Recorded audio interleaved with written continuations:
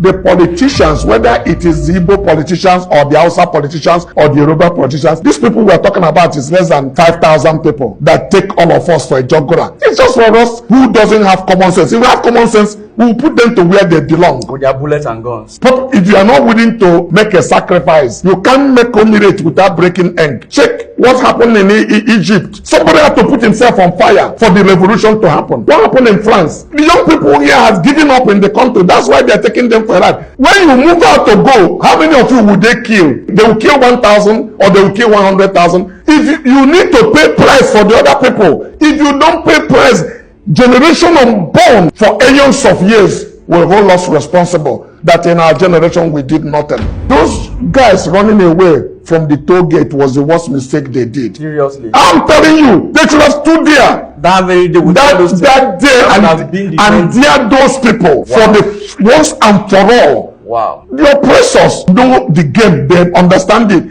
Once they did that and they know you are afraid, then they will never leave. All they know is themselves and their family. Yes. They will never change. If they kill 5,000 Nigeria, the whole country will change. That will be the end of all this mess. But 5,000 have paid the price to redeem 200 million people. But 200 million people say, let 5,000 people do with us whatever they like. They like the shit in our head, we eat their shit. And we are happy with it. Or we leave the country for them. And they are happy. You think they are going to release power for free? You are joking. This is their life. They've lived in it. These young people need to take their destiny in their own hand and say, we have had enough of this. If I'm a young man, maybe I would have lived a revolution. I am 66. I'm going to be 70 in 4 years. I'm 67 this year. So another 14, 13 years, I'm 80 years. It has passed our own time. But if I'm 18, 19, 21, 23, 24, 25, you think I will not do anything? With the life I live, we're coming up, I would have done something. Wow. This federal character is the problem. Create a level playing field so that the best of us could come out. Am I saying there's no good people in there are many first-class brain in the northern part of Nigeria and in other part of this country who will excel. But until we have a country that is based on equity and best brain, we will never make any progress as a nation. It's not about preference of where you come from. I'm not asking for any preferential treatment. What I need is a level playing field.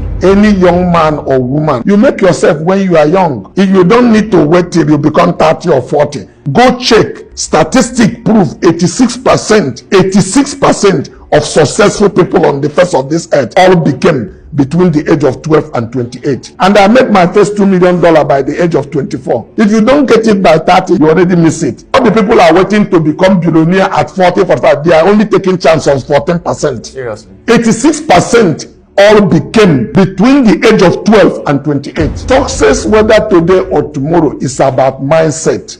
It's about the way you process information, the way you think. Many young people say this country is completely useless. If you truly believe it, it will be useless in your mind and you cannot see when you look. I am one of the person who's believe it could be better, but I do not believe that this is a useless country. Such language will never cross my mouth because it's about your belief. Your belief with what will project who you will are. There are many eyes that are looking, but there are very few eyes that can see. Mindset is what makes all the difference. A successful man or a woman is an individual that will organize his thought into productivity. If you cannot organize your thought into productivity, you are a great intellectual. You speak an impeccable English, but you have nothing to show for it. So success is not a degree. You can have all the grammar and speak it.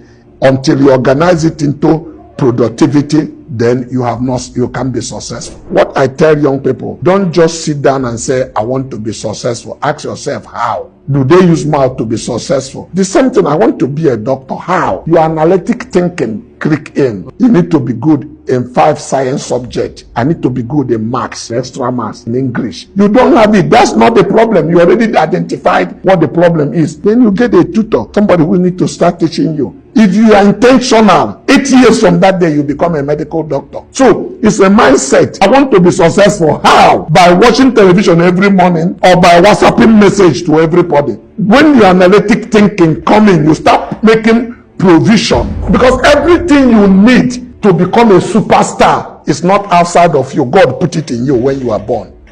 Nothing more you need outside of you. You need to look inward. There's no ungifted man. God never created anybody that is not gifted. Even a man or a woman with impediment of sight. Look inside.